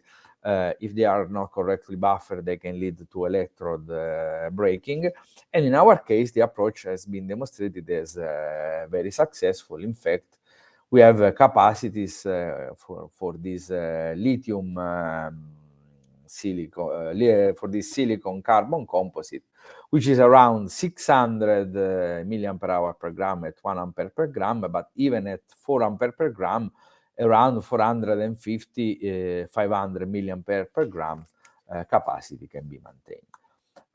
Another approach was to use to develop an R-carbon derived from olive leaves, which are easily collectible, for sure, much more than olive stones, because let's say the collection of the leaves can be done directly during the harvest. And by using the same methodology, we have developed this R-carbon, and we have demonstrated this successful operation both in lithium batteries, in sodium-ion batteries, and in supercapacitors. In this case, we were able to use the very large active areas, and so also this application for high power systems for sure can be demonstrated and can be successful. Then let me say a few words about this LEAF project, which is a project at the low TRL, so still don't expect an immediate approach to market. However, this is a fundamental project because we have started from different forestry waste available in the Apennine forest, which is near our university. There is the need to maintain forest by taking scraps, so there is a large availability of resources. We have done a systematic study with 5 species, which are expected to have different lignin contents.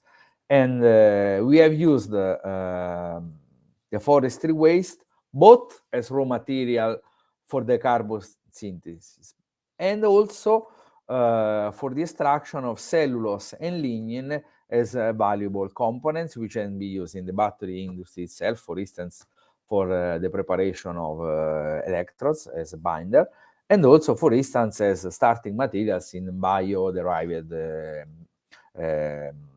polymers.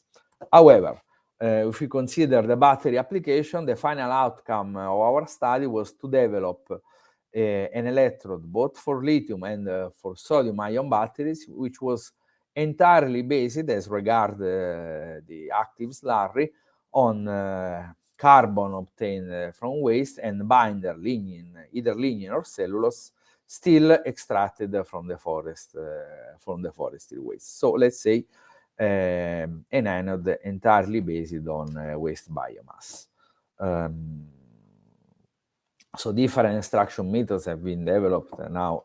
I don't have the time to explain everything. However, let's say that in this case, the main issue is the separation of lignin, because while it is quite easy to extract cellulose, extracting pure lignin is more difficult, and it always comes with a fraction of cellulose. So let's say that when we talk about the lignin binder, it's always given by lignin plus a fraction of cellulose.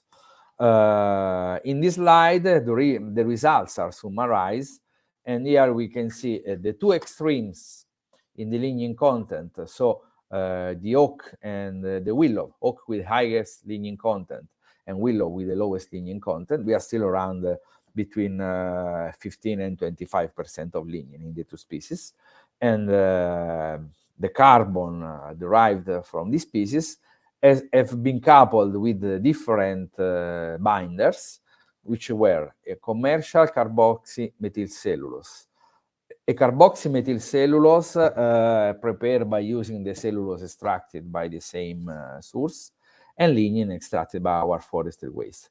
And we can see that mainly we have better performance from the oak-derived hard carbon. Why? Because it has a higher lignin content. And also the bio-derived binders, both the carboxymethylcellulose and the lignin, are effective in giving performance and stability to our system. So let's say this is just part of the study.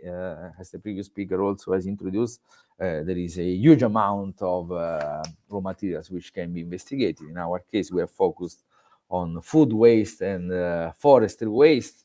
And we can summarize the result that we obtained by saying that for sure pyrolysis is suitable to obtain carbons with the desired morphology, and the high lignin content is the best way, the best raw materials to have an effective carbon. As regard ions, for sure the templating roll can be useful, but we need to wash them by acidic or even with water treatment, which would make the process even more sustainable. Several multiple energy storage applications have been proposed. So let's say this is a quite versatile material, but then we need to focus on some of the possible issues. One of them, introduced also by the previous speaker, the reproducibility of the raw materials, so of the feedstocks and of the products prepared. And finally, if we consider that the pyrolysis is the main step in the synthesis of these carbons, in order to assess the sustainability of the entire process, we need to consider the energy cost, the yield, and the value of the products obtained. So, for instance, a lower energy pyrolysis could be a better choice to be developed to obtain still good performances, but with higher sustainability. And also, we can consider that the starting feedstocks can also be used with possible and even complementary alternative uses, as for instance, extraction of valuable components as cellulose and lignin that we have demonstrated they can be applied successfully both for the electrodes preparation and for the synthesis and preparation of bio-derived polymer materials. So thanks for your attention. If there are any questions, I'm here.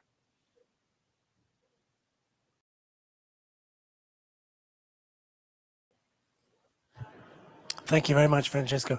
Are there any questions from the floor? There is a question. Do we have a microphone, please?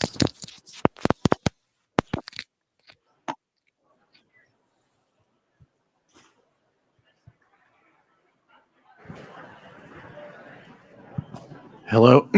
Hello. If we want to follow your work, what's the best way to do so? To follow the work. So what do you intend to follow the work? If we want to follow up, continue paying attention to what you're doing. How can we do so? Okay, you can follow the publications.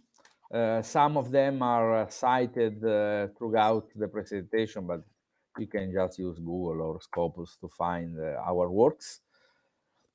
And the next step in our work will be, let's say, to publish an analysis which is still at the draft level, okay? an analysis of the plant content as regard lignin and cellulose, and try to give a correlation of that, a more precise correlation of that with the performances. And another follow-up, which is not mentioned here, is about the realization of some polymers, okay, for instance, isocyanates, or the organic chemists know much better than me. However, some polymer materials containing this cellulose or lignin extracted by our raw materials. And there is a paper that has been accepted today about the use of this corn cob derived carbon for sodium-ion batteries. But for sure, the most important key point to be developed is try to optimize processes to get pyrolysis at lower temperatures. So maybe in different atmospheres or some different approaches. We are collaborating with CNR with that, and possibly we will go out with some results. Another question? I'm just going to pop a question in there for you, Francesco. How does the introduction of pyrolyzed biomass, so biochar, lignin, hard carbon, how does this influence the recyclability of batteries? Okay. And how they're treated after? How they're treated afterwards? End of life. I got it. Okay. As regard recyclability, let's say that the anode usually is okay. I wouldn't say it's more difficult to recycle, but let's say that usually graphite and carbon are not very valuable components. Okay, so usually they are in the black mass, and for instance, with the recycling processes, which are most common now, which is the pyrometallurgical processes, they are burned away. But we know that in the forthcoming years, the pyrometallurgic recycling will be abandoned to give for hydrometallurgic or direct recycling mechanical processes, which works at much lower temperatures, so with lower expenses. And for sure, also I will pay attention to the binder, because in our case, we use a binder derived from biomass, and it's natural, cellulose or lignin, as an alternative, for instance, to PVDF, which is fluorinated. So the use of PVDF now poses some concern, both during the production of batteries, because solvents are required, pumping systems, and so on. And also for the recycling, because in the end, we have we need to dispose some fluorinated compounds. So let's say that more than focusing just on the single material, if we focus on the overall production process by using bio-derived active material binders and so on, for us is the key point also to improve sustainability of the recycling, which for sure is the main in the next 20 years. Is mandatory recycling of battery, because they will fill the gap between the raw material requirements and the raw material availability.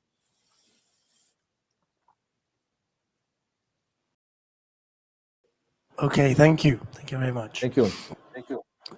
Thank you, Francesco. Thanks for your Hopefully attention. we'll see you in person next year. Let's hope. Hopefully. So that would be great. Is there a last question, maybe? Okay, in which case I'd like to close the session, close the day, close the 2 days, in fact. Okay. I just want to say I hope you've enjoyed. Well, I'll start by saying I hope you've benefited, that you've learned something, that you've expanded your knowledge, that you've met people that you wanted to meet, that you met people you didn't know you wanted to meet, and now you want to meet them again, that the event has, really given you something to go with it, away with and work on, and that you have enjoyed it. So thank you very much for coming. So for some of you, it was a bit tricky to get here, but you held true. So we appreciate that very much, and hope to see you all again next year. Thank you very much. Bye-bye.